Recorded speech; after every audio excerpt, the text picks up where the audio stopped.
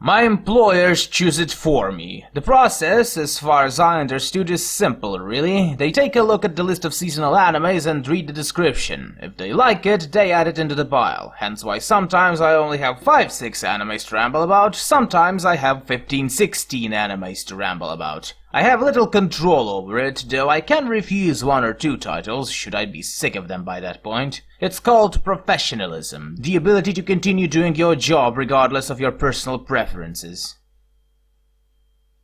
Honestly, I have no opinion on them. Professionalism doesn't allow me to criticize any of my colleagues, as anything I will say will be used against me sooner or later, that's one. 2, I don't have a habit of watching things I don't like. A lot of people these days are subscribed to various channels solely so that they have stuff for their own channels. So let's imagine a person made a video about, I don't know, that Ukrainian language is actually a fake language created by the Austro-Hungarians, or that whites are superior to blacks or something among those lines, and people will start typing and filming their angry responses about "this man bad, how could he do such a thing?" Me, on the other hand, will just watch the video, have a laugh about it, and that's the extent of my involvement with such content, and will unsub if I wasn't before. The same thing applies to anime YouTube as well. I'm just not interested in typical content anime YouTube provides, mostly because they've already built an intricate ecosystem, one that I personally feel uncomfortable in. It doesn't mean I won't collab with them, sooner or later I'll have to, it just means that I'll probably won't be the first one to talk about it.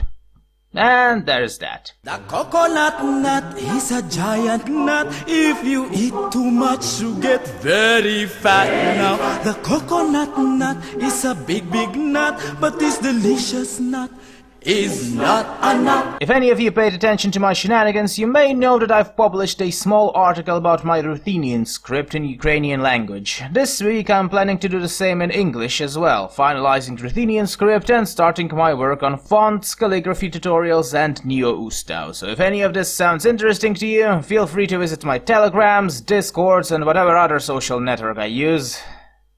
God damn it, I advertise myself and still feel disgusted.